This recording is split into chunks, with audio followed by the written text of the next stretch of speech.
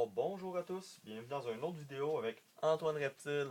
Aujourd'hui ça va être une vidéo assez courte parce que je vais vous parler du maintien du serpent roi de Californie. Alors je vais vous parler de tout ce qui englobe le maintien, les besoins de base du serpent roi de Californie pour pouvoir survivre en terrarium.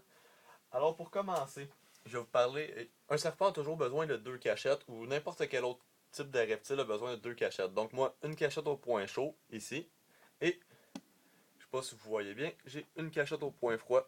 Là, mon serpent est à l'intérieur en ce moment. Alors pour le point d'eau, on a besoin d'un point d'eau assez grand pour que le serpent puisse aller s'y baigner, pour prendre des bains. Alors le point d'eau, c'est important de toujours le situer au point froid. Dans le fond, c'est pour éviter que l'eau commence à chauffer et s'évapore puis que la formation de bactéries commence à s'accumuler dans l'eau. C'est important de changer l'eau tous les jours ou à tous les 2 jours au plus tard pour que le serpent ait toujours de l'eau fraîche à sa disposition. Alors, je vais commencer avec les températures. Donc, la température de jour, pour le point chaud, ça va être un point chaud d'environ entre 29 degrés et 31 degrés pour le point chaud. Et pour le point froid de jour, ça va être une température de 26 degrés. Alors, pour les températures de nuit, ça va être un point chaud de 26 degrés et un point froid de 24 degrés. Donc, la nuit, le serpent roi, ben dans le fond, moi j'éteins ma lumière chauffante la nuit, ici. Je l'éteins la nuit. Et mon tapis chauffant, qui est en dessous de ma cachette, dans le fond, en dessous du verre de mon terrarium, euh, reste allumé. Dans le fond, pour le point chaud, ça va être seulement la cachette la nuit. La cachette, dans le fond, le tapis chauffant va faire atteindre la cachette à une température de 26 degrés environ.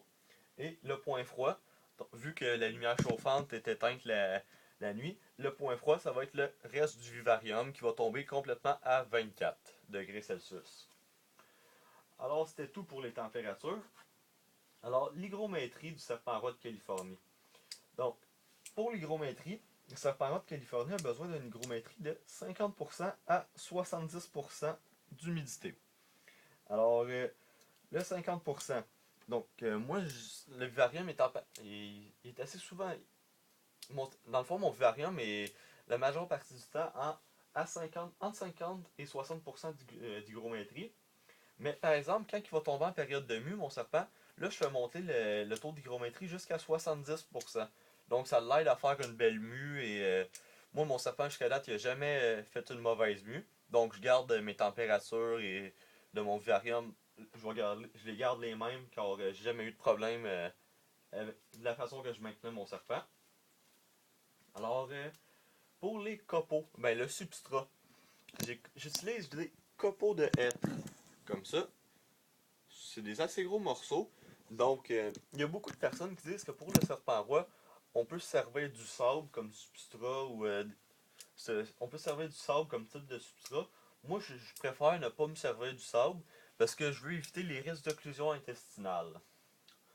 Alors, c'est pas mal tout ce qui englobe le maintien du serpent roi de Californie. Alors, je vous dis à la prochaine pour un prochain vidéo avec Antoine Reptile. Je vous invite à mettre un petit pouce vert en haut à la fin de la vidéo et à vous abonner. Alors, à la prochaine pour un prochain vidéo avec Antoine Reptile. Allez, ciao!